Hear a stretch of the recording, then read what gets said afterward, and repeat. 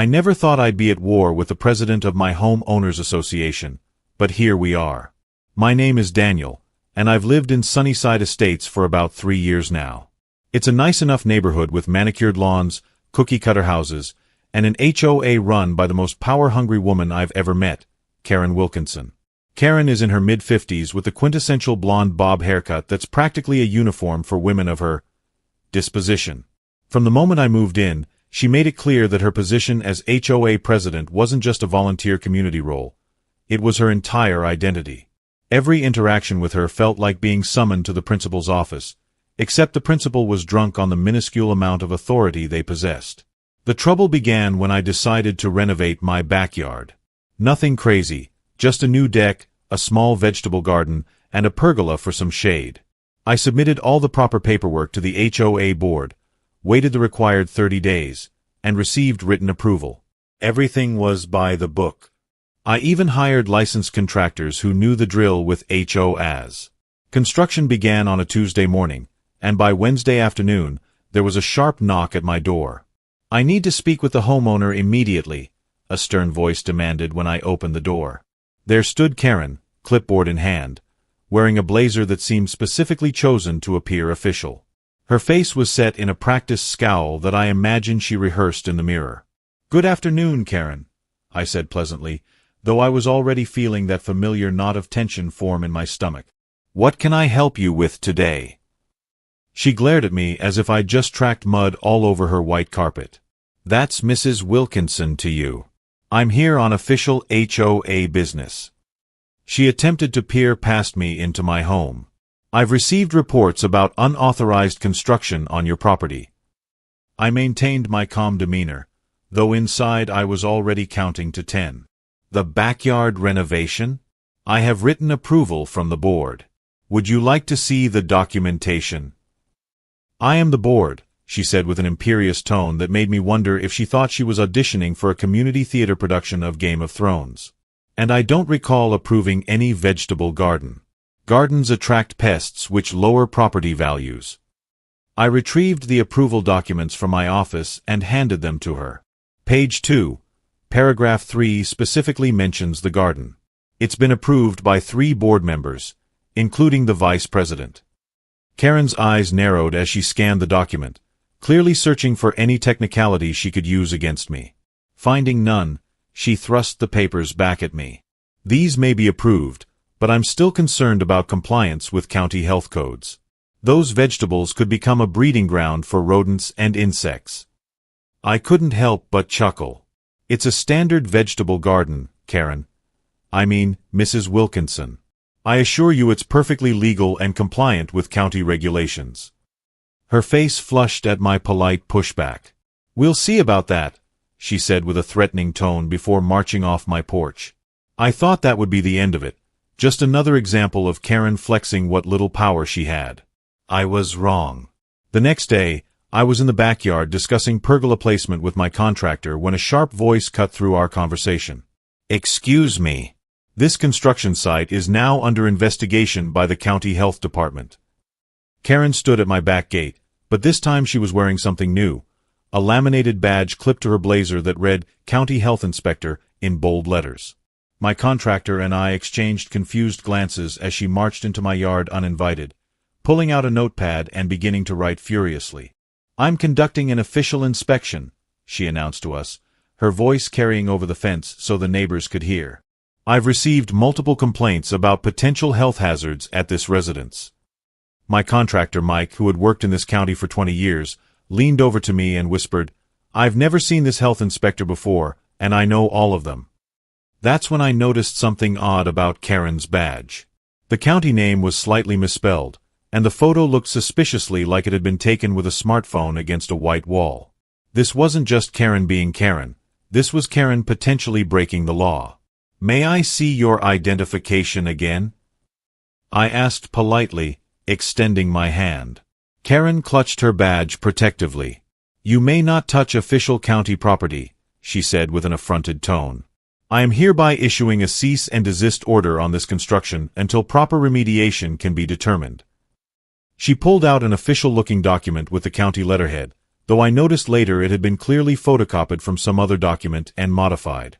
"What specific health code violations are you citing?"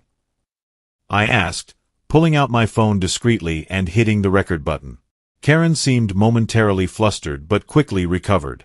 Section 8.5 of the County Health Code clearly prohibits standing water and open soil within 20 feet of residential structures due to mosquito breeding concerns.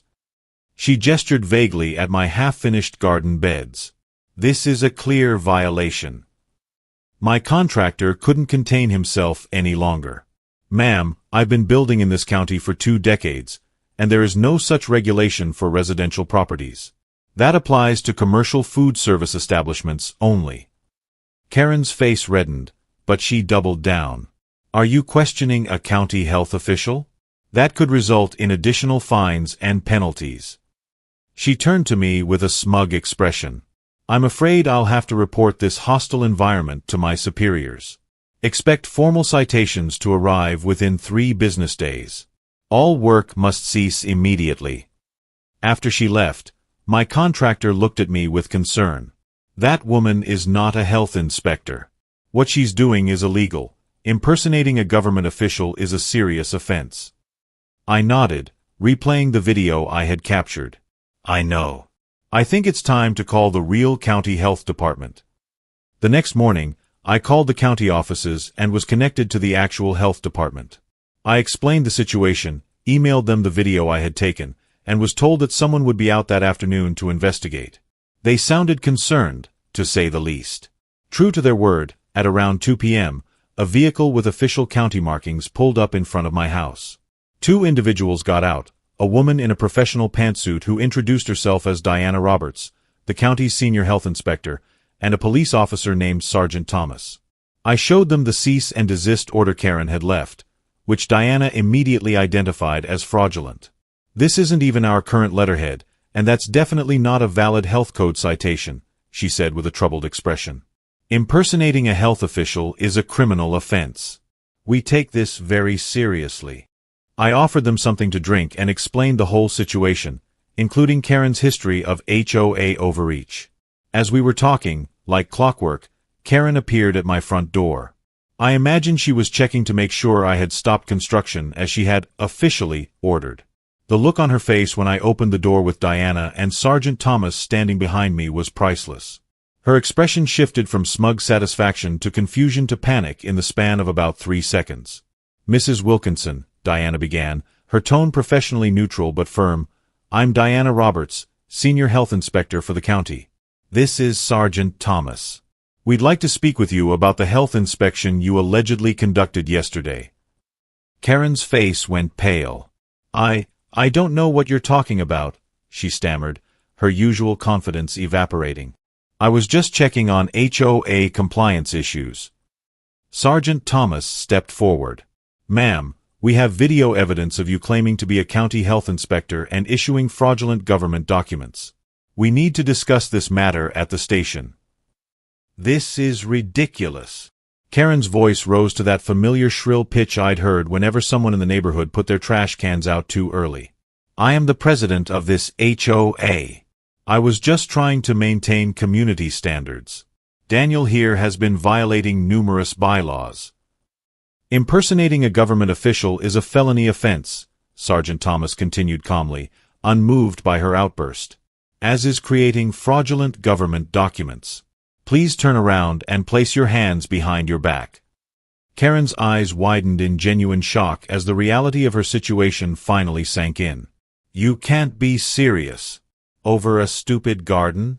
Do you know who my husband is? He golfs with Judge Peterson."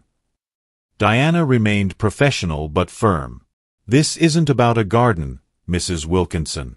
This is about you fraudulently presenting yourself as a government health official and abusing that claimed authority. That's a serious offense with serious consequences." As Sergeant Thomas read Karen her rights in front of several neighbors who had come outside to witness the commotion, I felt no satisfaction, only relief that her reign of terror might finally be coming to an end. 3 weeks later, I received notice of an emergency HOA meeting. Karen had been removed from the board effective immediately. She was facing criminal charges for impersonating a government official, which carried potential fines of up to $20,000 and possible jail time. Her attorney had apparently negotiated a plea deal that would likely result in probation, community service, and a $5,000 fine, but the damage to her reputation was done. The coup de grace came when I attended that HOA meeting and learned that Karen had also been using HOA funds to pay for her personal landscaping services, something discovered during the investigation into her other activities. As the new interim board president announced the legal fees the HOA now faced because of Karen's actions, I watched her sitting in the back row, no longer at the head of the table where she had reigned for years. When the meeting ended and everyone filed out, Karen sat frozen in her chair, staring blankly ahead as her carefully constructed kingdom crumbled around her. Her perfect bob haircut couldn't hide the tears of humiliation streaming down her face as she clutched her designer purse, the one she'd bragged was purchased with the stipend she received as HOA president, a stipend that apparently never existed in the official budget.